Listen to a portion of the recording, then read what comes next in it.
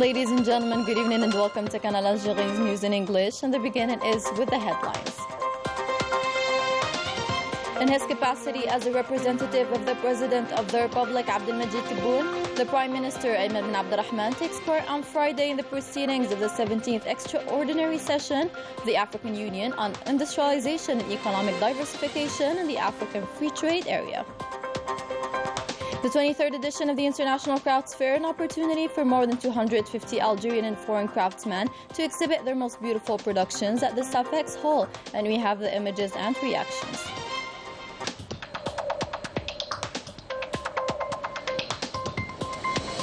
Then we head to Batna province to discover more about Batna's regional anti-cancer center that receives patients from 20 provinces of the country and has plans set up to increase its capacity.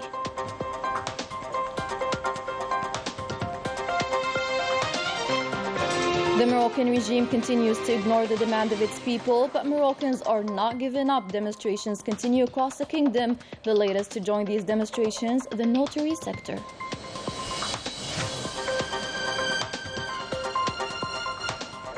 Good evening, those are today's headlines. First in our news, in his capacity as the representative of the President of the Republic, Abdelmajid Tebboune, Prime Minister Ayman bin Abdurrahman will take part on Friday in the proceedings of the 17th session of the African Union Extraordinary Summit on Industrialization and Economic Diversification in Africa, as well as the African Continental Free Trade Area. Prime Minister will be accompanied during these proceedings by the Minister of Foreign Affairs and the National Community Abroad, Mtala Mamra, Minister of Industry Ahmed Zaghdar, and the Minister of Trade and of Export Promotion Kamal Rizk. In the parliamentary activity, the President of the Council of the Nation, Saleh Goujil, presided on Thursday a meeting of the Bureau of the Council of the Nation, expanded to the Presidents of parliamentary groups and to the Comptroller, dedicated to study the work agenda of the Council of the Nation during the period from the 28th of November to the 8th of December 2022, in addition to examining the oral and written questions submitted to the Bureau, as well as studying the draft budget of the Council of the Nation for the year 2023.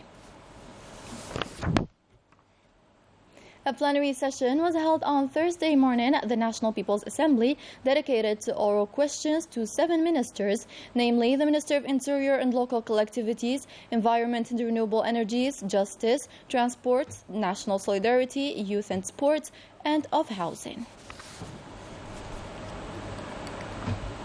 More than 250 Algerian and foreign craftsmen exhibited their most beautiful productions at the Safex Hall on the occasion of the International Crafts Fair. This fair continues until December the 2nd. More details with Rania Al-Bahri.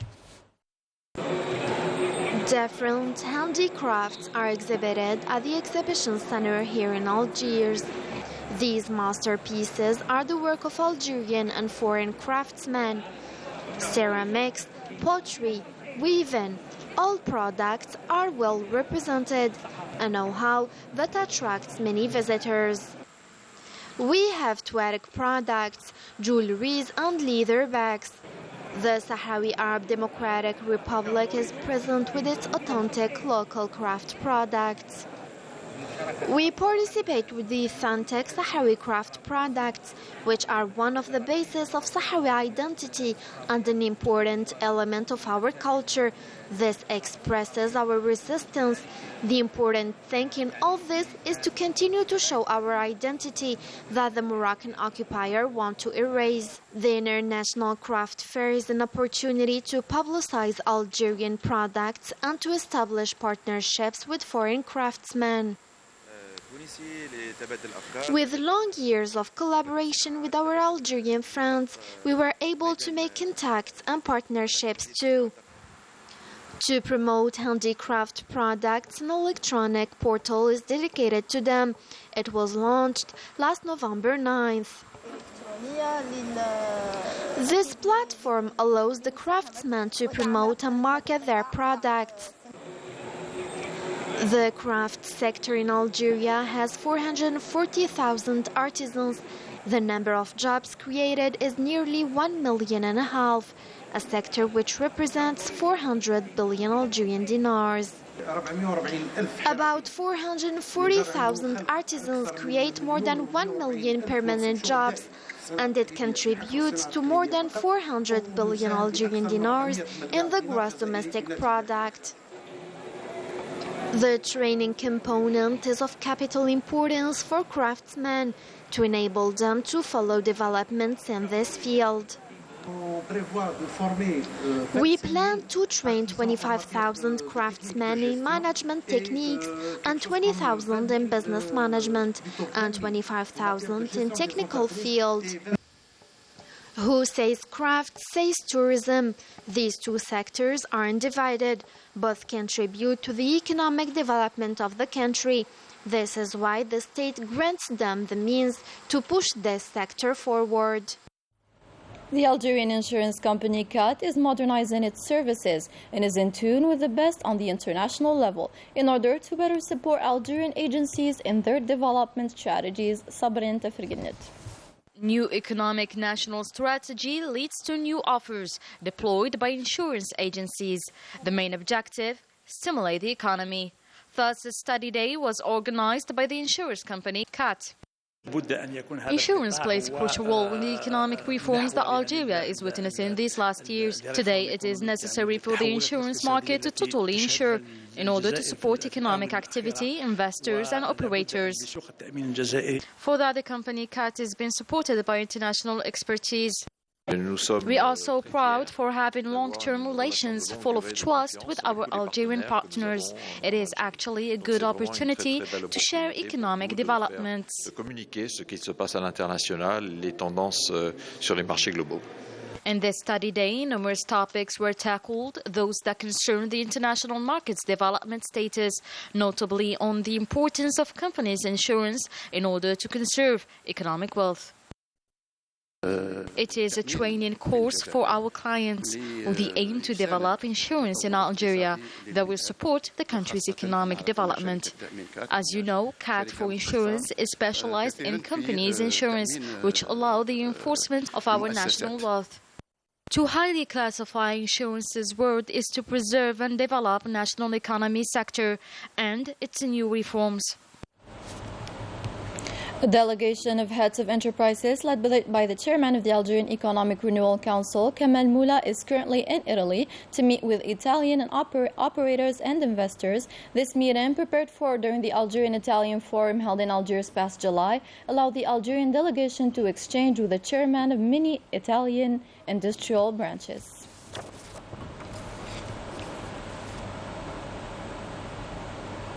The Minister of Communication, Mohamed Bouslimani, chaired at the Regional Circle of the Army in Constantine the opening of the first session on institutional communication. The minister recalled that the training sessions of journalists are in the framework of the government's program focused on the development of institutional communication.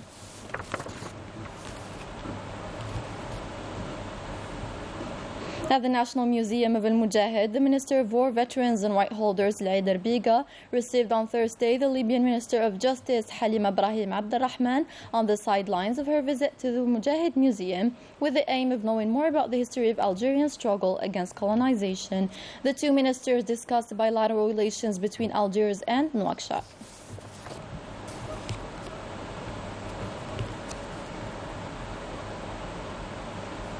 A delegation of French local elected representatives of the Republican Communist Group and the French Communist Party of Vénissieux municipality in Lyon had a cultural visit to Algiers. The delegation was accompanied by National Mujahideen's organization representatives. Report by Amal Bouaqba, story taken up by Sabrin Tafirginit. A historical throwback full of emotions for the delegation of selected Communist Republican Group and the French Communist Party, representing Vénissieux municipality in Lyon.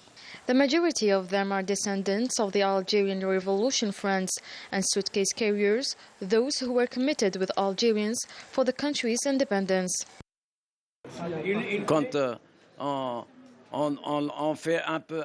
We are bringing back history about French people who had the courage to be with FLN and transfer all information needed that really helped. We call them suitcase carriers, but they truly are hope carriers.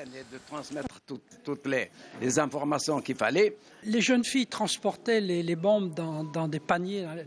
Young women transported bombs in bags. Since you talked about Ben Mehdi was arrested and interrogated by Osares, who blamed him for bomb attacks. Ben Mehdi responded by saying, "You have your planes, we have our bags." Une amie de l'Algérie, je voulais témoigner que mon papa a été... I am a friend of Algeria. It should be recalled that my father was called up by the French army in 1932, but he did not want to carry arms and fight those who were considered brothers. As a result, he spent more than a year in French prison. Très émouvant, ce que je disais... This delegation visited numerous historical and cultural sites in Al-Kasbah, the hiding place of Ali Lapointe, which was a landmark moment for the group, who made several encounters with the Mujahideen of Algiers' autonomous zone. This is the hidden place of Ali Lapointe, Hasiba, Mahmoud Bouhamidi, and Yasef Pti Omar. Deux célèbres cosmonautes. Two famous cosmonauts came here. This place was just trouble back then. Valentina Tereshkova came with her husband and met with the mother of Hasiba bin Bourli in the presence of an interpreter in Sadiq Batal. The mother told her that this is where her daughter died. Valentina Tereshkova broke into tears. La maman de Hasiba bin Bourli. Elle s'est présentée, il y avait un interprète, il y avait avec nous. This rich program comes under a 5-day visit, a journey that is considered as a tribute to Algeria's friends.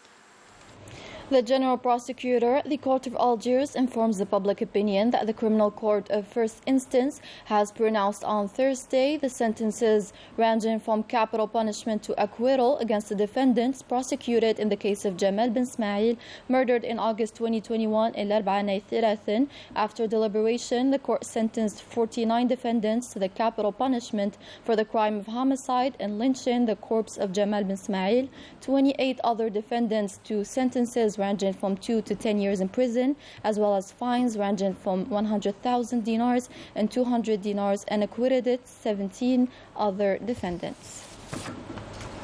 And Bousmail, the Minister of Higher Education and Scientific Research, was accompanied by the Minister of Knowledge, Economy, Startups and Microenterprises for the launch of the call for projects of socio-economic partnerships about seawater desalination. Since it opened its doors in 2014, Batna's Regional Anti-Cancer Center has received patients from 20 provinces of the country. The center mostly treats breast cancer patients and has plans set up to increase its capacity to meet the needs of 150 patients per day. Manal Ammari will tell us more. Batna's Regional Anti-Cancer Center receives more than 1,750 patients suffering from all types of cancer, especially breast cancer, per year. About 1,700 to 1,800 patients are taken into charge annually in this anti-cancer center, with over 650 patients suffering from breast cancer. We have patients coming from all over the country, especially eastern and southeastern provinces. A third of the patients taken in charge in this center suffer from breast cancer, and no less than 150 are taken care of on a daily basis. They take good care of us here. Patients can undergo the necessary tests, including chemotherapy and radiotherapy. Medical professionals are always at our disposal. The use of state-of-the-art equipment at this medical facility enabled the achievement of a recovery rate exceeding 70%. We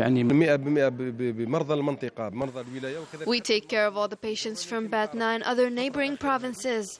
Despite the large number of patients, the treatment process never stopped. Now the center has the capacity to take in 45 patients per day. In the future, we aspire to cover the needs of 150 patients per day.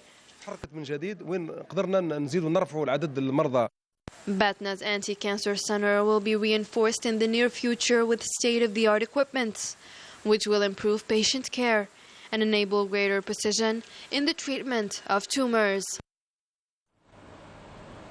Previous minister, diplomat and war veteran Jamal Houhou, who died at the age of 88 years old, was buried Thursday afternoon at El Alia Cemetery in Algiers.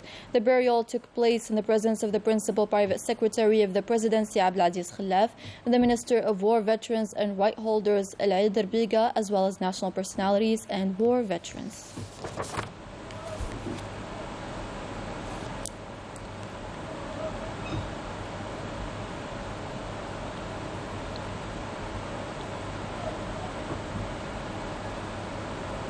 Algeria strongly condemns a terrorist attack on the 22nd of November against the Chadian Defense and Security Forces unit on the island of Bouka-Tolorom, leaving behind dozens of dead and injured people. Algeria presents its sincere condolences to the families of the victims, wishing them a swift recovery to the injured. The communique reiterated the Algerian support to Chad, country, people and government in the fight against terrorist groups. Algeria launched a call to the international community to combine international efforts in order to eradicate this dangerous scourge that threatens the security and stability of the country. Units of the Sahrawi People's Liberation Army conducted new attacks against positions of the Moroccan occupation forces in the regions of Shadimiya and Wadi Omar Kaba in the sector of Mahbas. Still with international news, Moroccans are not giving up. More and more protests and sit-ins are organized all across the kingdom to denounce the terrible living conditions caused by a rampant inflation. Manal Ammari once again.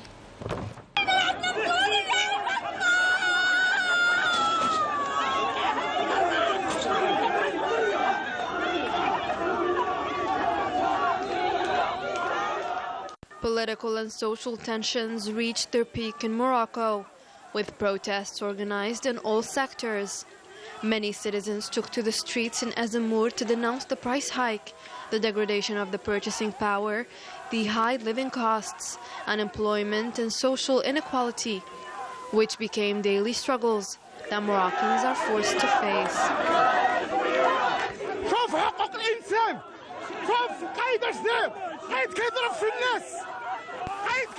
Where are human rights? The government is beating people. What a shame. Where is the respect for human rights?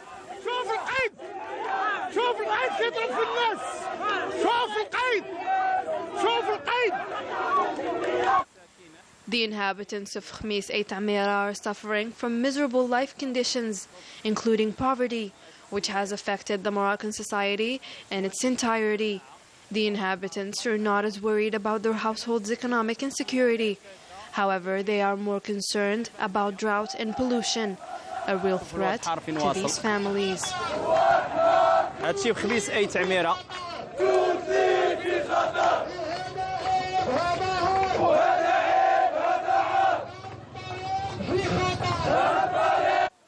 The Moroccan people are blaming the Makhzen regime for its inability to respond to their citizens' concerns.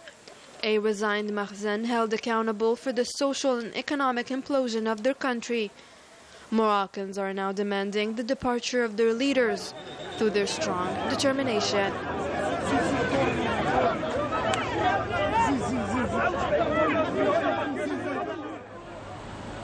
These protests in Morocco touched the notary sector as well. Professionals of the sector expressed their concerns and pleaded for the possibility of exercising their profession in complete safety without worrying about the injustice of al-Makhzen. More details with Rania al-Bahri.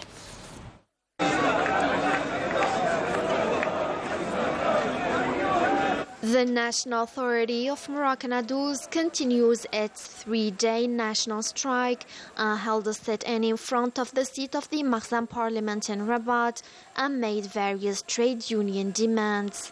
The Union of Notaries in Morocco confirmed in a statement that the strikes were launched to protest against the government's failure to provide legal protection and especially professional security to notaries. According to the same union, notaries have the right to perform their duties in greater security without fear of going to prison. The National Authority of Moroccan Adults believe that before resorting to judicial control or arrests, it would be preferable to pay fines or deposits in the event of professional misconduct without being liable to arrest or imprisonment. The members of this authority also called for a review of Article 8 of the Finance Bill 2023, considered unjust and unjustified. This association has also confirmed that it will maintain its strikes until the Makhzen responds to their socio-professional demands and claims. And with that, our news edition comes to a close. Thank you so much for watching. Have a great night.